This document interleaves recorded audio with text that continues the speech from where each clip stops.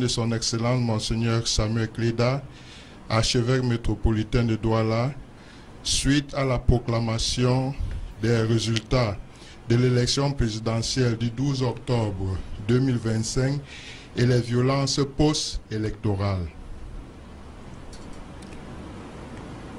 Aux prêtres, religieux et religieuses, fidèles laïcs, âmes de bonne volonté,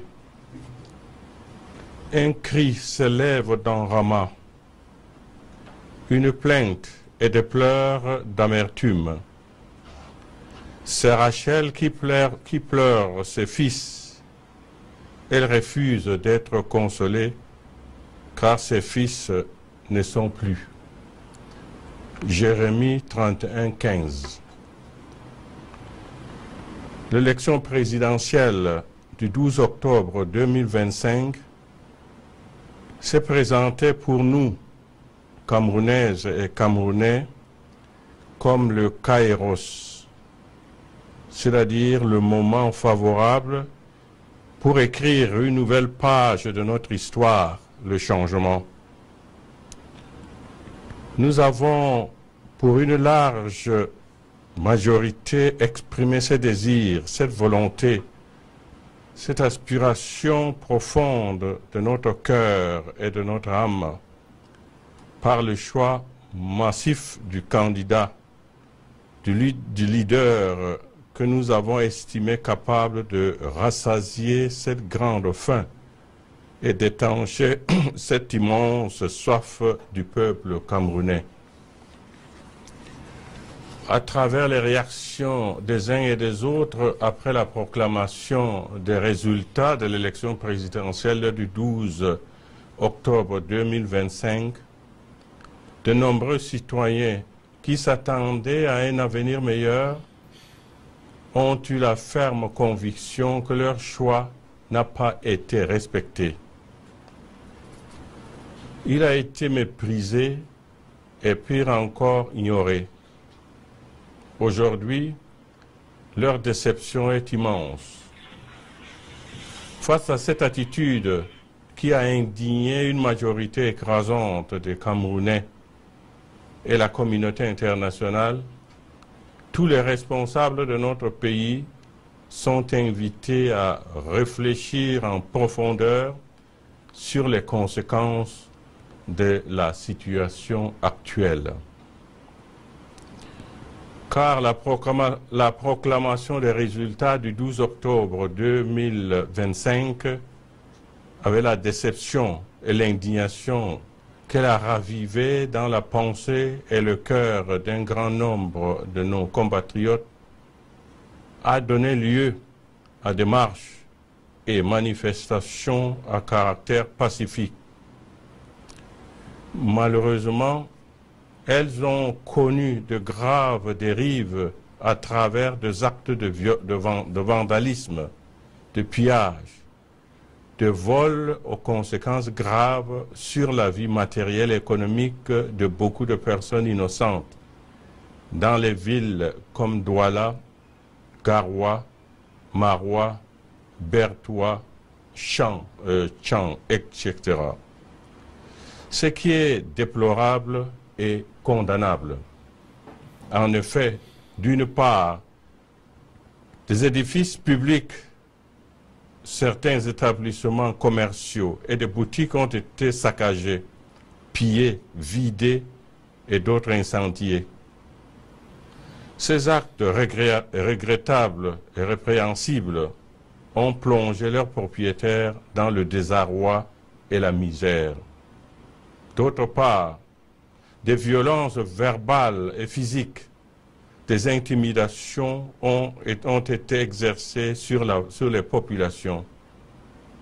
Il y a eu de nombreuses arrestations et des assassinats, surtout parmi les jeunes, et cela se poursuit malheureusement.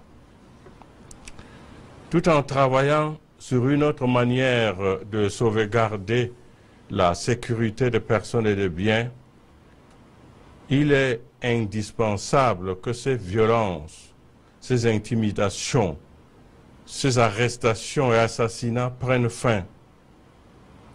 Le Cameroun ne devrait pas être une terre d'affrontement permanent entre le pouvoir et le peuple après chaque élection présidentielle.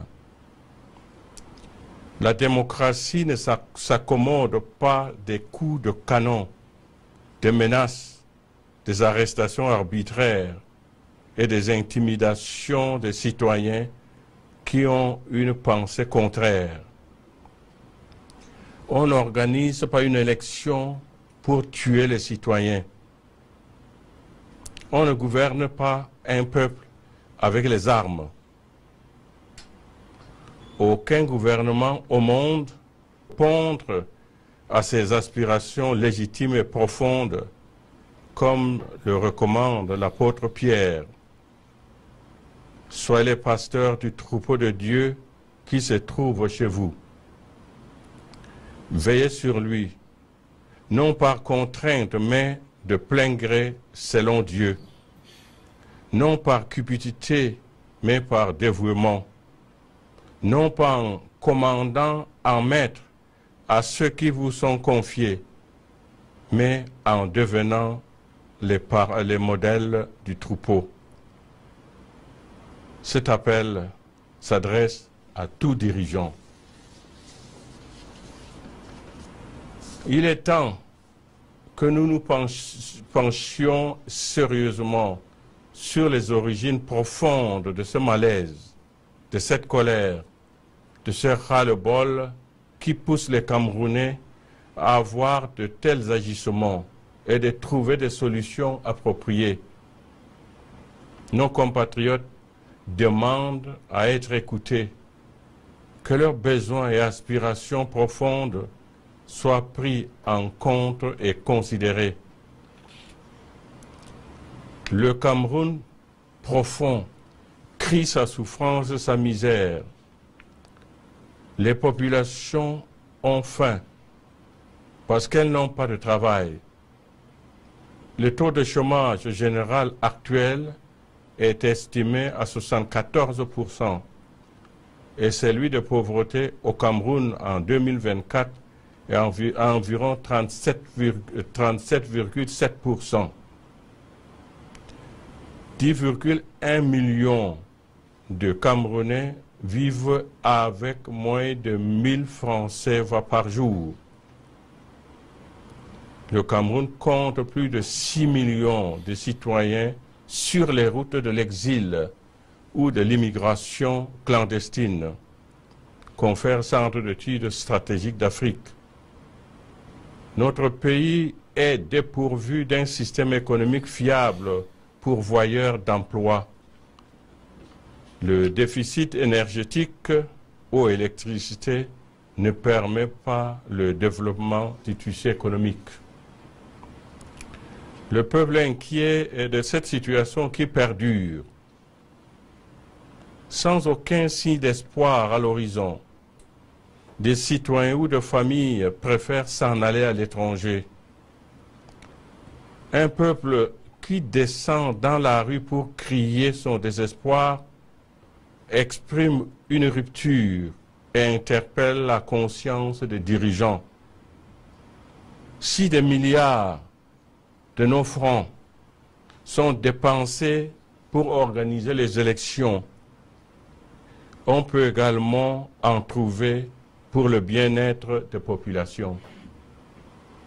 Nous ne saurions faire la sourde oreille, ni rester indifférents, insensibles aux signaux de détresse qu'elle nous envoie. Nous sommes parvenus au terme d'une élection présidentielle. Pouvons-nous oser espérer une amélioration réelle, significative et effective des conditions de vie des Camerounais par rapport à la situation actuelle?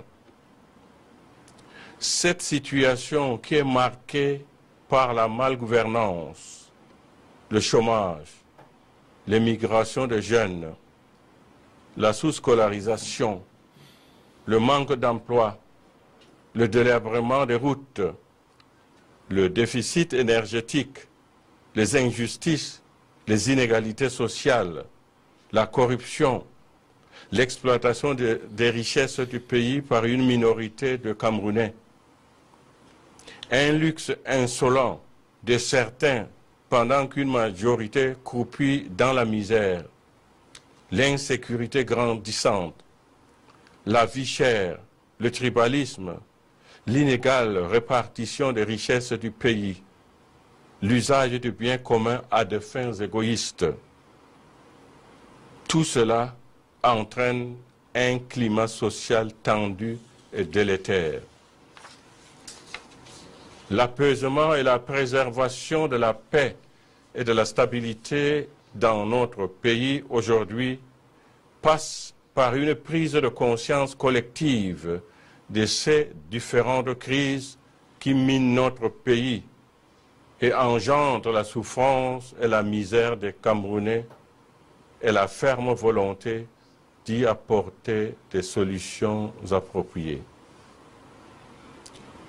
Que l'Esprit Saint éclaire nos dirigeants et le peuple camerounais et que la Vierge Marie, patronne du Cameroun, intercède pour nous.